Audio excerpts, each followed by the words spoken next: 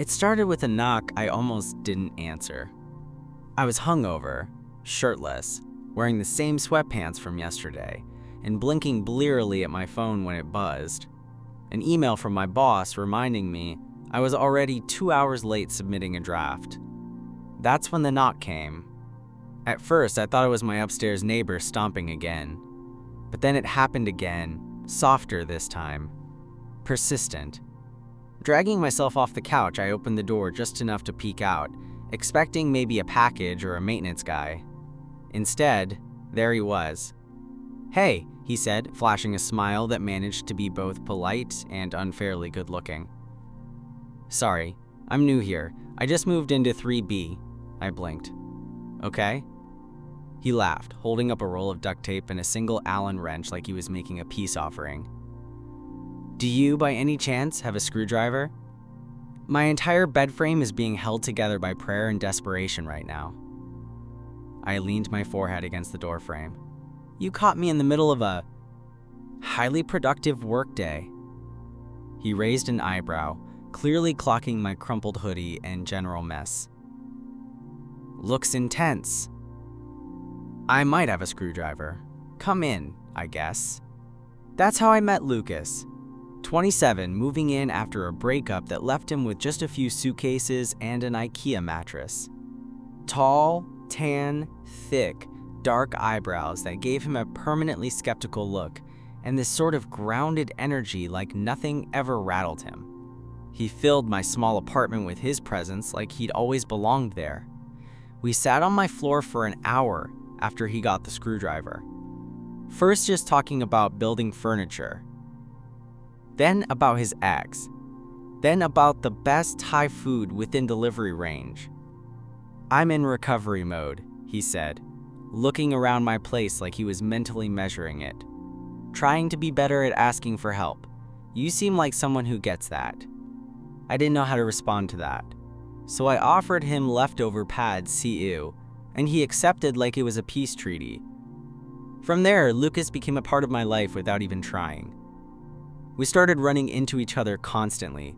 The mailroom, the lobby, the tiny gym on the second floor. One night, I was coming back from work late, carrying 2 bags of groceries and a bottle of red wine I bought more for the aesthetic than any real plan. And there he was, shirtless, barefoot, walking his dog at midnight. "Want help with that?"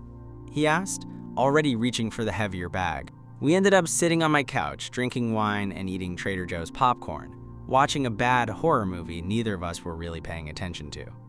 Lucas was just easy to be around. He listened, really listened, and he looked at you like whatever you were saying mattered. He didn't flirt, not in the way guys usually did. There were no obvious moves. But there was something in the way he sat close when we talked, the way his knee would brush mine and he wouldn't pull away, the way he'd laugh at my dumbest jokes, and text me 2 minutes after we said goodnight just to send a meme. I didn't let myself think about it too much. He had just gotten out of something. He probably wasn't even into guys. Besides, he was just friendly, right? Then came the night everything changed. We had this tradition now. Friday movie nights. Sometimes at his place, sometimes mine. This time, it was mine. He showed up with 2 six-packs and some microwave samosas, grinning like a golden retriever. "I brought junk and vibes," he said, tossing the samosas into the microwave like he owned the place. I was already on the couch in gym shorts and a tank top, pretending to care about whatever was queued up on Netflix. When he plopped down beside me, our thighs touched. He didn't move away. We didn't talk for a while, just watched the screen, half focused. Then, during a quiet moment, he said it. So casually, I almost didn't catch it. "You ever get tired of pretending you're not into someone?" I turned my head slowly. "What?" His eyes were still on the TV. "I mean, you know, like when you keep telling yourself it's just friendly, just normal, even when it's not." My pulse spiked. I didn't move. Then he looked at me. There was no smirk, no joke, just quiet intensity. Like he'd finally let something slip and was waiting to see if I'd catch it. I opened my mouth to say something, anything, but then he leaned in, and before I could stop it, we were kissing. It wasn't a dramatic, sweep everything off the table kind of kiss. It was soft, careful, like we both weren't sure if we were allowed. When we pulled back, he exhaled. "Okay," he said softly, "so I'm not crazy." I stared at him, breathless. "You sure?" He nodded. "Yeah, I've been sure." After the kiss, everything got quiet. Not the awkward kind of quiet, but the charged, heavy kind.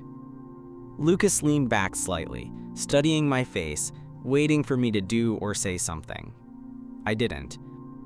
I just sat there, still feeling the warm press of his mouth on mine, trying to decide if this was real. "You okay?" he asked, voice low. "Yeah," I said, nodding a little too fast. "Just processing." He smiled. "Same." We didn't talk much more that night. Not about the kiss, anyway. We finished the movie in silence, my heart doing laps in my chest while he sat beside me, way too composed for someone who had just rewritten our entire dynamic with one soft, perfect kiss. When the credits rolled, he stood up and stretched.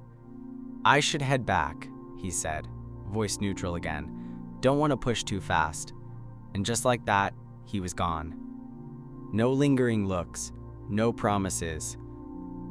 Just the soft click of my door closing behind him.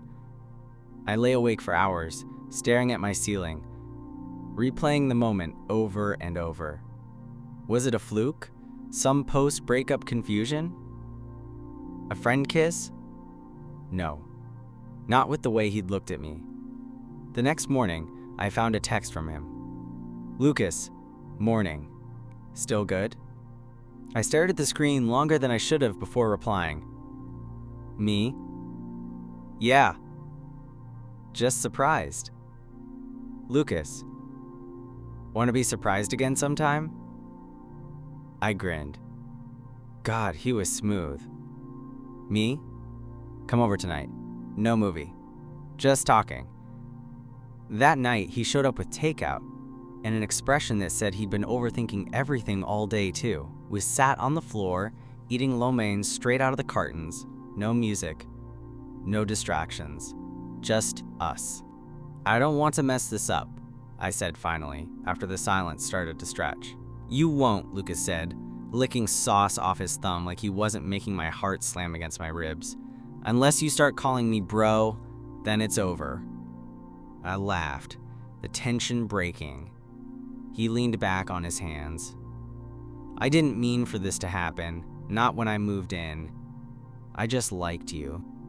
The more we hung out, the harder it got to pretend I didn't. I swallowed. "I thought you were straight." "So did I," he said, without hesitation. "Until I met you."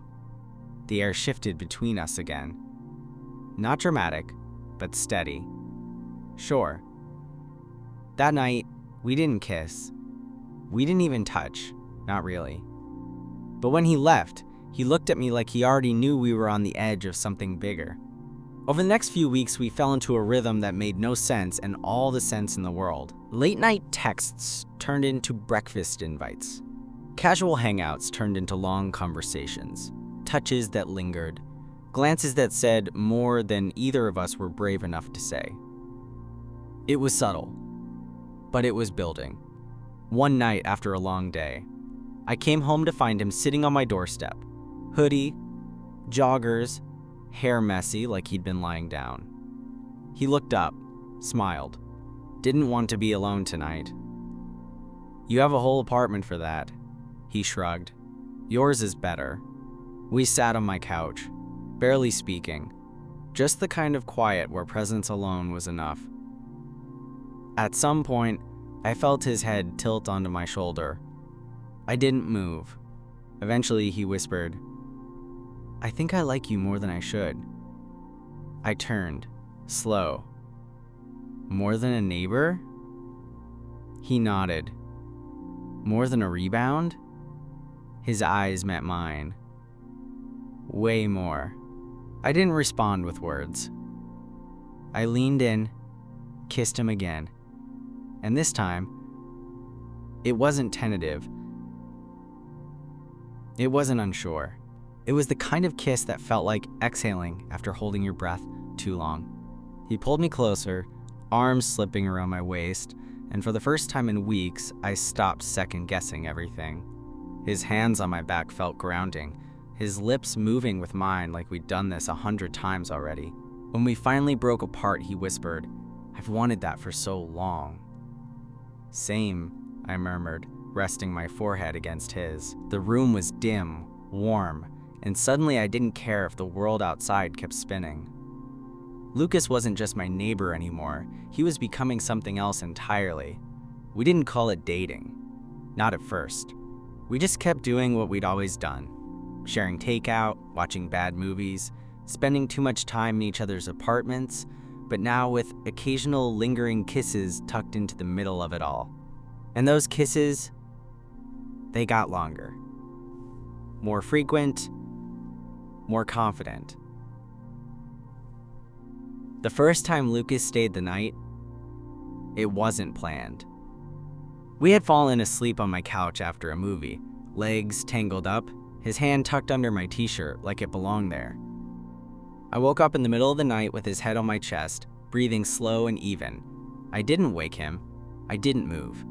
In the morning, he blinked up at me, bleary and adorable, and said, "Your couch sucks." "You suck," I said, still half asleep.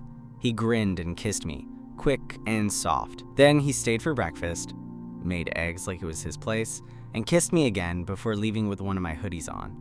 From then on, things shifted. There was less pretending, less ambiguity. Lucas started showing up with groceries. For both of us. He'd pick up my packages if I wasn't home, text me stuff like, "Don't forget to eat, dummy, and you left your charger here again." We still hadn't had the conversation. You know, the what are we one. But it was coming. It hit me one night, weeks later, when I came home to find him already in my kitchen, barefoot, hoodie sleeves pushed up, stirring pasta like it was just another Tuesday. "Hope you're in the mood for carbs," he said, not even looking up. "You've had that I'm falling apart energy all week." And just like that, I knew I was in trouble. After dinner, we curled up on the couch, the lights low, the city buzzing softly beyond my windows. "I like this," I said quietly. He looked over. "Yeah? Yeah, you, this, us." Lucas shifted, propping his elbow on the back of the couch, his body twisted toward me. "So, can I ask something?" I nodded. "Are we doing this?" he asked.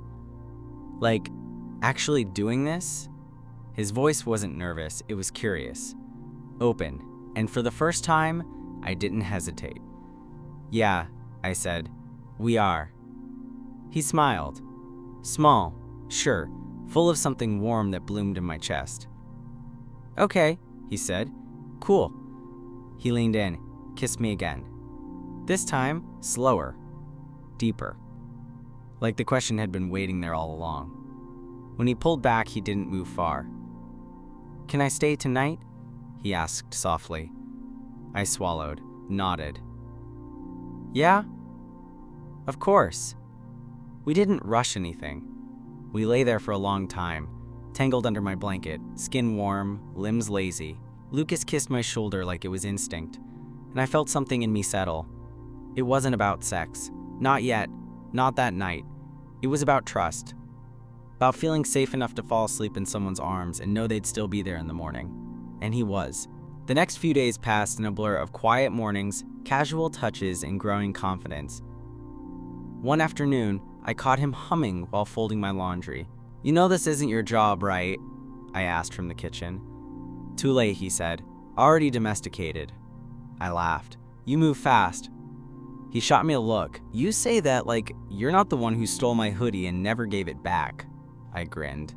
"It smells like you, that's the point." He walked over, slid his arms around my waist, and kissed the side of my neck. "Then I'll leave a few more," he murmured. It didn't take long for people to notice. We weren't exactly shouting from rooftops, but Lucas and I weren't hiding either. He'd walk his dog past my apartment, stop in for coffee that turned into hours.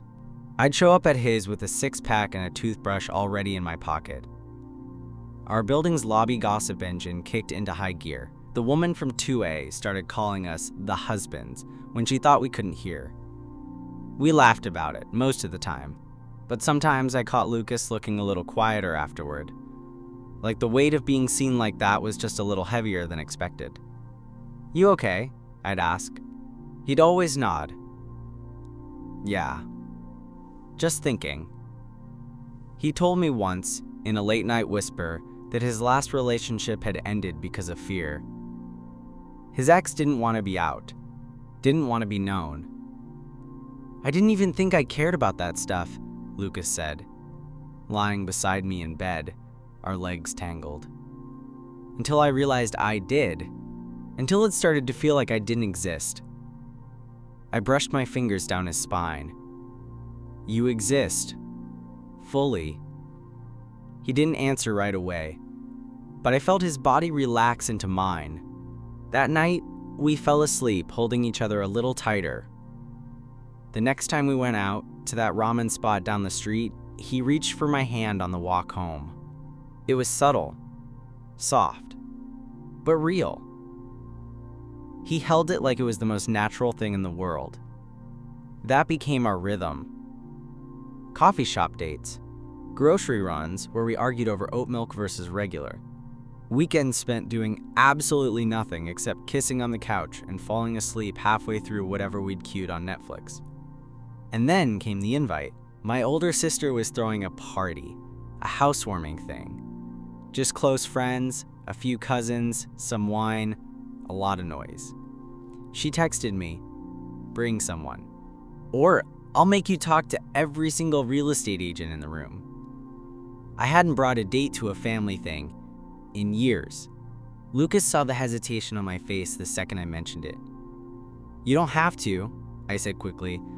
"It's stupid. We can just skip it." He tilted his head. "Do you want me there?" "Yeah, I do." "Then I'll be there." Simple as that. The night of the party, he showed up at my place wearing a navy blue button-down that made his eyes look criminally good and a shy smile I hadn't seen in a while. "You nervous?" I asked as we waited for the rideshare. "A little," he admitted. "Mostly about your sister. You've said she's intense." "She's a menace," I said, grabbing his hand, "but she's a lovable one." At the party, she took one look at Lucas and immediately pulled him into a hug. "You're real," she said dramatically. "He talks about you like you're an enchanted forest creature." Lucas gave me a sideways look. "Enchanted, huh?" I shrugged, grinning. "I have a thing for mythical beasts. My family loved him, of course. Too much." At one point, my aunt asked when we were moving in together, and Lucas nearly spit out his wine. Later that night, as we collapsed onto my bed in a tangle of limbs and laughter, he looked at me seriously. "You really talked about me that much?" I nodded. I tried not to, but yeah. He leaned in, kissed me slow, like he was absorbing the truth in it. "I'm glad," he whispered, "because I think about you all the time." It hit me one morning. One of those quiet Sundays where the sunlight filters in just right and everything feels like it belongs. Lucas was standing in my kitchen, shirtless, bed hair sticking up in every direction, holding a coffee mug like it was sacred. He looked like he belonged there, like we belonged there. And for the first time in my life, the thought didn't scare me. "You're staring," he said, without turning around. "I'm allowed," I replied, stretching my arms above my head. He turned then, leaned back against the counter, and gave me a sleepy smirk. "I should leave you more often. You're sweeter when you miss me." "You were gone for, like, 6 hours. "Felt like 7, he teased. I walked over, kissed his shoulder, let my lips linger. "You want to stay tonight?" Lucas hesitated. Not in a bad way, more like he was waiting for permission to say yes. "Yeah," he said softly. "I want to stay a lot more than just tonight." That was the first time we talked about moving in together. Not seriously, not with any pressure. Just floated the idea into the air to see if it would land somewhere safe. After that, everything felt a little more solid. He left things at my place. I kept his favorite cereal in the cupboard. His dog started preferring my couch over his own bed, which we both pretended not to notice. Then, one Friday night, It happened. We were out with a few of my old college friends. Lucas had met them before, but this was the first time we were out as us. One of them, Eric, was a little too drunk, a little too handsy. He slapped Lucas's back a little too hard, said something like, "Didn't think you'd go for a guy like him," and laughed like it was a joke. Lucas didn't laugh. He didn't blow up either. He just looked at me, calm and steady, and said, "Do you want to leave?" I nodded instantly.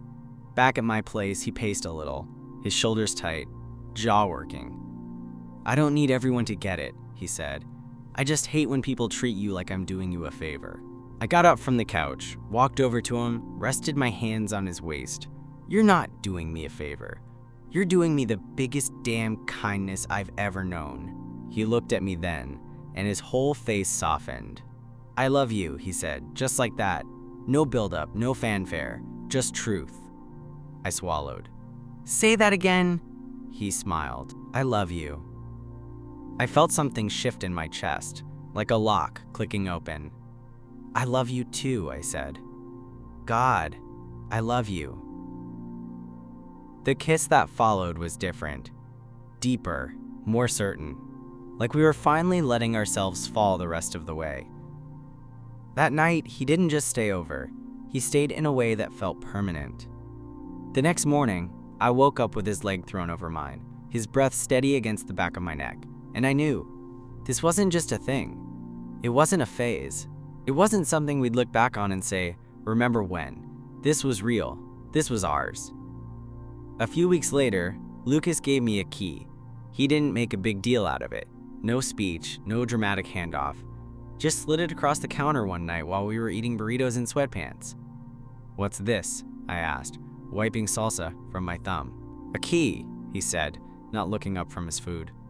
"Obviously." He glanced at me then, a little smirk tugging at the corner of his mouth. "You basically live there already. Figured it was time to make it official." I turned the key over in my hand. It was warm from his pocket. "You sure?" "I've been sure since the third time you left your socks under my couch cushions." I laughed. "That was an accident." "That was a pattern," he said. "Just like how you keep falling asleep with my hoodie on and how your shampoo's now in my shower." I set the key down between us and leaned in. "I love you." He didn't say anything at first, just looked at me like he wanted to memorize the moment. Then he said, "I love you too, even when you eat all the avocado before I get any." We didn't move in together officially, not yet, but we might as well have. My clothes ended up in his drawers, his books found their way onto my shelves, and our routines slowly became shared habits. Morning coffee turned into morning banter. Grocery lists became joint negotiations. And nights? Nights were quiet, warm, filled with laughter and lazy limbs tangled under the same blanket. But then, life of course did what it does best. Lucas got offered a job, a big one, across the country. He told me one evening, nervous energy bleeding through his calm exterior. "It's in DC," he said, sitting at the edge of my bed. 3 months. Contract-based. They want me next month. My stomach dropped.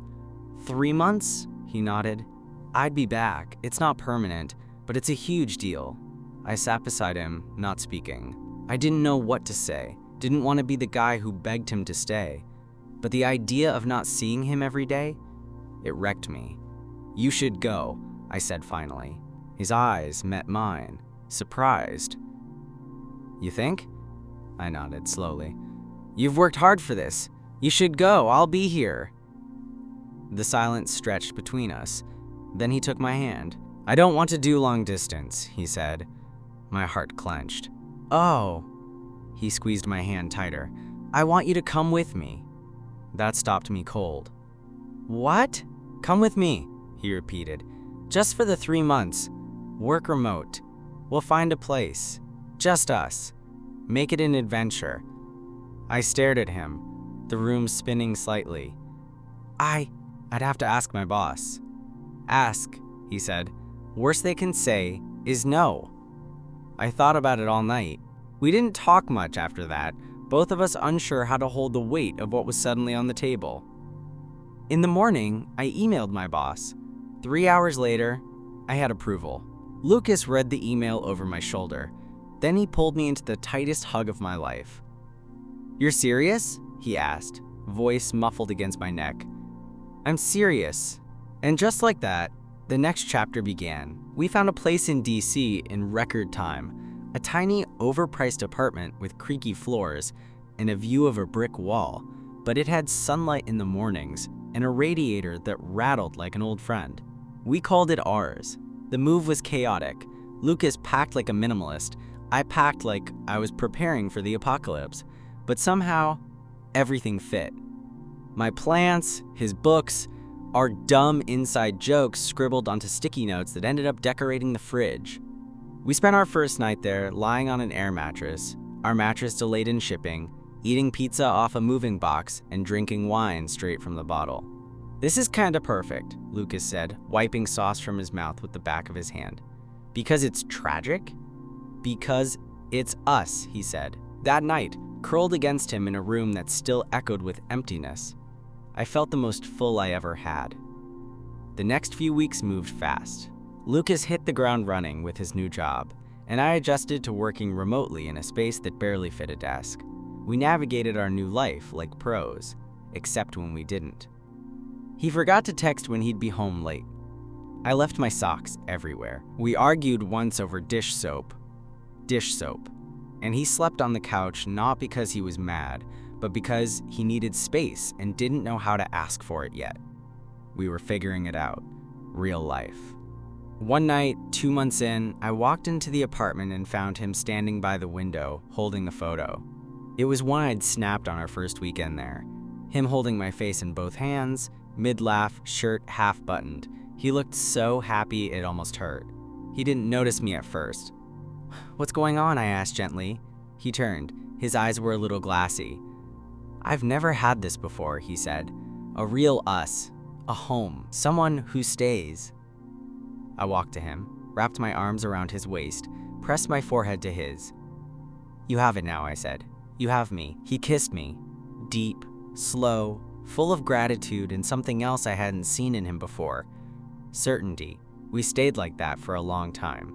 As the contract neared its end, we both knew the question would come. What now? Return to our old lives? Go back to 2 apartments? 2 routines? But the night before his contract ended, Lucas said, "I don't want this to end." "It doesn't have to," I replied. And just like that, we decided. We'd stay. Not just in DC, though. For now, yes. But in this, in each other. In whatever came next. We signed a lease for a bigger place with a real kitchen, 2 desks, and just enough room for everything we were still growing into. The last night in our tiny starter apartment, we lay on that same air mattress and laughed about how much we'd figured out, how much we still didn't know. "I didn't think I'd ever have this," Lucas said quietly, "and now I can't imagine not having it." I ran my fingers through his hair, kissed the edge of his jaw. "We're just getting started," I whispered. And we were. Moving into the new place felt like leveling up, not just in space, but in life. This one had room for everything, for my ridiculous amount of coffee mugs, for his ever-growing vinyl collection, for the kind of quiet that didn't feel like absence, just comfort. We painted the bedroom together, poorly. There's still a streak of dark green on the ceiling we swore we'd fix, but never did. We started collecting things like a couple, joint subscriptions, joint bills, joint arguments over what color the new rug should be. It was messy, honest, real. One night, a few months after settling in, we hosted our first dinner party. Just 6 people, some friends from his job, a couple from the building, my sister who flew in for the weekend. Lucas cooked. I set the table and tried not to burn the garlic bread. At some point during the night, I stepped back to grab another bottle of wine and caught him laughing in the kitchen, towel slung over one shoulder, telling a story I couldn't hear. And I just stopped. It hit me, all at once. This was it. My life now had a soundtrack, and it was his laugh. My home now smelled like whatever he was cooking. My tomorrow always included him. After everyone left, we cleaned up in that late-night, tipsy sort of way. Slow, clumsy, more kisses than scrubbing. We collapsed onto the couch, and I turned to him, heart full and steady.